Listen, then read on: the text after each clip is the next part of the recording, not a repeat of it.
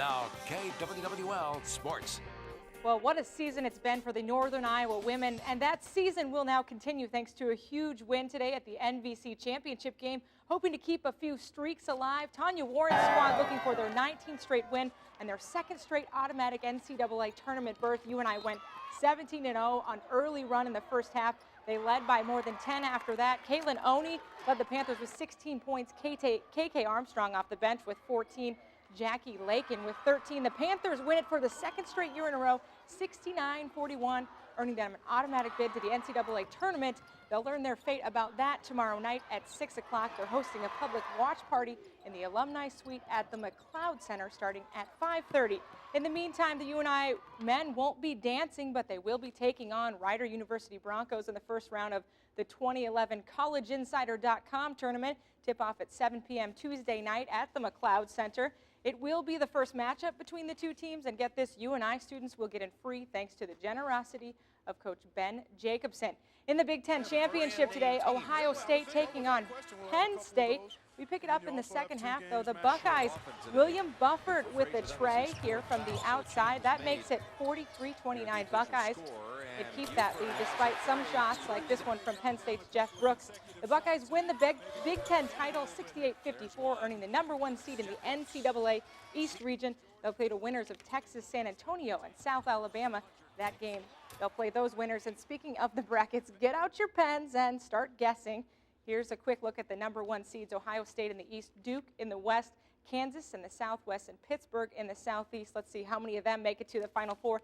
As far as MVC runner-up Missouri State, well, they didn't make the cut despite the fact the past 17 Valley regular season champs have played in the tourney. As for UNI, Iowa, and Iowa State, they did not qualify. Boys State High School basketball tournament action yesterday in Des Moines. Linn-Mar bringing home a trophy after a 56-42 win over Des Moines Hoover in the 4A championship. Future Panther right there, Matt Bohannon, finishing with 24 points, becoming the third member of his family to bring home a championship. And it was a good night for his teammate, North Carolina recruit Marcus Page, also with 24 points. The Lions finished the season undefeated. It was pure joy, yeah. I mean, we took on the pressure head on. I mean, we wanted to be the best team in the state come the last game like we did tonight, and it's something we worked so hard for since last season. We wanted to take it one game at a time, try to win every game, because we honestly thought that we were one of the best teams in the state. And, we proved that night in and night out. And then after coming this far, we decided, we just gotta focus up and get it done. In 3A, unbeaten Waverly Shell Rock had their hands full last night against defending title champs Bishop Heelan. Waverly Shell Rock looking to win their second title in 5 years. Heelan was in control early though. WSR up down by 10 at the break. It came down to the wire, but the Crusaders took the game away at the foul line. Heelan wins it 62-60. That was a close one. Coming up next on Sports Plus, we've got some hardware in the studio and a couple national championship wrestlers covering news and sports in Piasta, Waverly, and your hometown. This is Sports Plus on Iowa's News Channel 7 in high definition.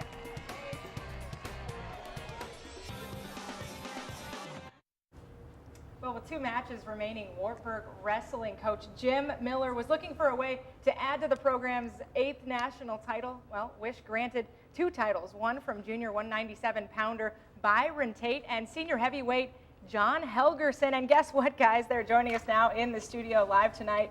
Hardware and all, guys. Thanks so much for joining us tonight. How are you all doing? Good. I'm sure a little tired coming off of your 8th title. Now, Coach, tell us a little bit about this. What's been the key to you guys this season, especially bringing home your 8th title? Yeah, we had a great group of kids this year, and these 2 guys led us throughout the year. And our main things was Iowa Conference, national duels, and that NCAA championship, and we feel pretty fortunate to bring that home. Certainly icing on the cake. Now let's start with you, Tate. Second national title for you. Talk a little bit about this specifically. It was about a second period takedown for you that added 50 of your last 51 wins. Talk about that. That's quite an accomplishment. Yeah, it was a great feat to get the second title. A lot of people was coming up and buzzing in my ear that getting the first title was like, I want to prove that it wasn't a fluke.